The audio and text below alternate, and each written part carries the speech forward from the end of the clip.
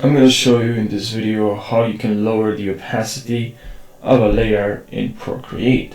So what you have to do, click on layers here, and then here we have layers, click on N here. And here we can, you see opacity, so we can turn this down, or you can just change opacity.